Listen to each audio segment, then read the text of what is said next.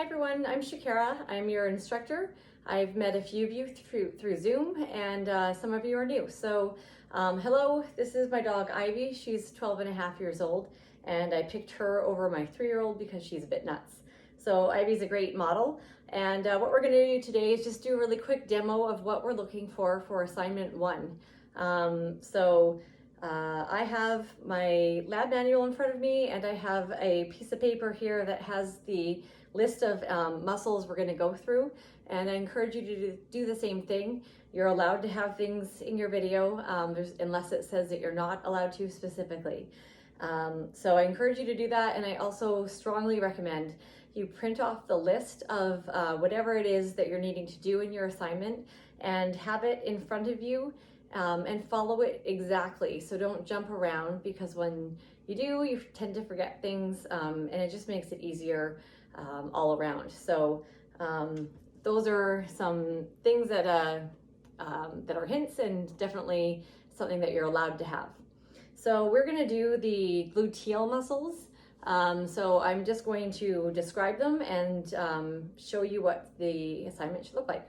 So there are 3 gluteal muscles. There is the superficial, the middle, and the deep gluteals. So you're going to start with the superficial.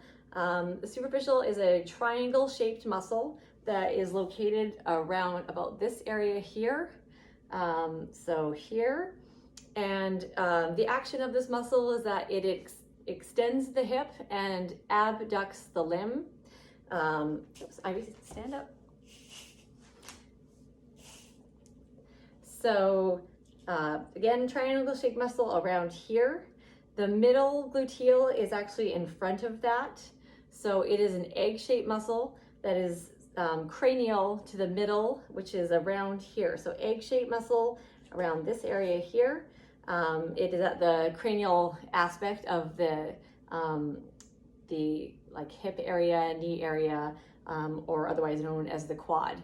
So middle is egg-shaped, it's around here, it's cranial to the middle, which is kind of counterintuitive, and that's why I am demoing these ones, because the superficial and middle, if you were to think about it, you would imagine that the middle would be in the middle, but it's not. So that also has the action of abducting the limb and extending the hip. And the last one is the deep gluteal, and it is actually underneath the middle. So underneath this muscle here.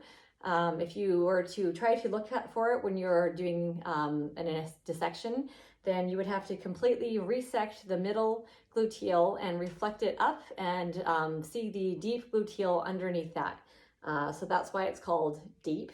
It is deep to the middle, and it is deep to anything else on the surface here. The superficial is the most superficial or outer layer, and it actually covers a little bit of the middle. So superficial here, it is the outermost layer of the 3 of the gluteals, middle here, and deep underneath the middle.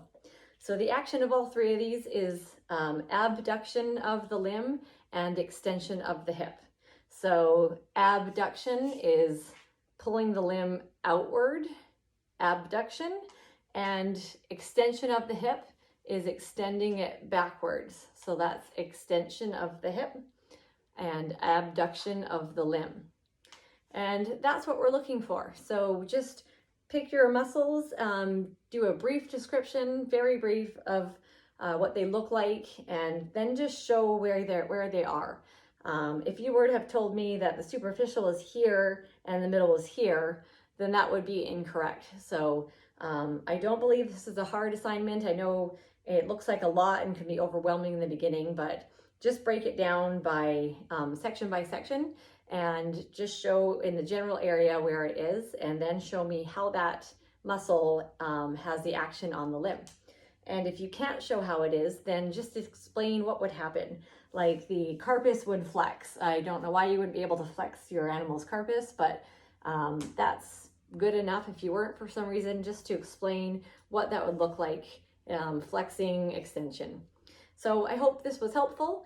If you have any questions, please let me know. You can email me anytime, and I will put out a review for the quiz and the module soon. All right, thank you.